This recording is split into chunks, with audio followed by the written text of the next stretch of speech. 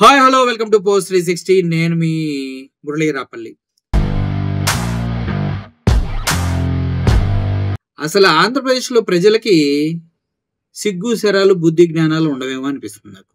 అసలు కాలేజెస్లో స్కూల్స్లో బాత్రూంలో కెమెరాలు పెట్టారంటూ గతంలో మీ అందరికీ తెలుసు. అది పెద్ద ఇష్యూ అయింది. దాంట్లో బాత్రూంలో కెమెరాలు పెట్టారు, చాలా వీడియోలు 300 వీడియోల కన్నా ఎక్కువ బయటకు వచ్చినాయి అంటూ గుడ్లవల్లేరు కాలేజీకి సంబంధించి న్యూస్ వచ్చింది. అక్కడ చాలా గొడవలు జరిగినాయి, పోలీసులు వచ్చారు, ఏదేదో అయిపోయింది. దాన్ని ఎటు తేల్చలేదు, ఎందుకంటే అది టీడీపీ నాయకుడిది ఆ కాలేజీ కాబట్టి. దానికి పోలీసు వ్యవస్థ కానీ న్యాయ వ్యవస్థలు కానీ పూర్తి స్థాయిలో సహకరించి ఆ కేసును నిర్వీర్యం చేసి పక్కన పడేసాయి. దానికి సంబంధించినటువంటి డీటెయిల్స్ ఏమీ బయటకు రావట్లేదు. కోర్టులో కేసు ఏ స్టేట్లో ఉందో కూడా ఎవరికీ తెలియని విషయం ఇది.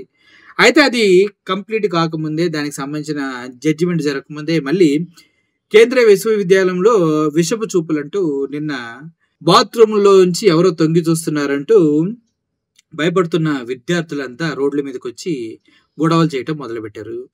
భయంగా కాలం వెళ్దీస్తున్న విద్యార్థులు అనంతలోని సెంట్రల్ యూనివర్సిటీ కొనసాగుతున్న ఆందోళనలు, విద్యార్థులను పలు సంఘాలు మద్దతు, క్యాంపస్లో సీసీ కెమెరాలు ఏర్పాటు చేయాలంటూ డిమాండ్ చేస్తూ ఉన్నారు.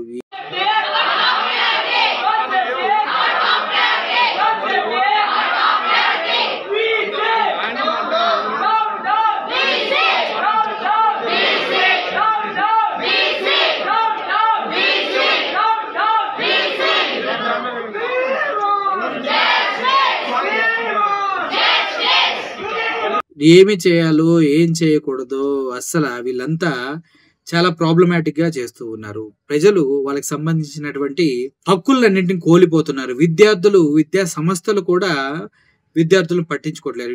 చూసుకుంటే ఏవైతే కాలేజెస్ ఉన్నాయో వాటిలో పిల్లలు, ఇంటర్ కాలేజ్లో నారాయణ వీటి కాలేజీలో పిల్లలు కళ్ళ ముందే వెళ్ళి బలవన్మరణాలకు పాల్పడుతూ ఉన్నారు.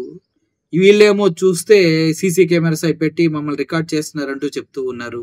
ఒకటి కాదు, రెండు కాదు, ఇటువంటి కేసులు ప్రతిసారి పునరావృతం అవుతూనే ఉన్నాయి స్టేట్ వైడ్గా. దీనిపైన హోమ్ మినిస్టర్ అనిత గారు మాట్లాడరు, చంద్రబాబు నాయుడు గారు మాట్లాడరు, లోకేష్ గారు మాట్లాడరు, పవన్ కళ్యాణ్ గారు మాట్లాడరు. ప్రతిపక్ష పార్టీలు వైఎస్ఆర్సీపీ వీళ్ళు మాత్రం భుజాన్ని ఎత్తుకొని పోరాటం చేస్తూ ఉంటారు. ఎందుకోసం నాకు అర్థం కాదు. అంటే ఈ గవర్నమెంట్లో వీళ్ళంతా ఏమీ జస్టిస్ చేయట్లేదని చెప్పడానిక? అది చూస్తే అందరికి అర్థమైపోతుంది కదా. పోనీ వైఎస్ఆర్సీపీ పార్టీ ఏమైనా పక్క నుండి వాళ్ళని ఏమైనా కాపాడుకోగలుగుతుందా? లేదు, జస్ట్ ఫైట్ చేస్తుంది.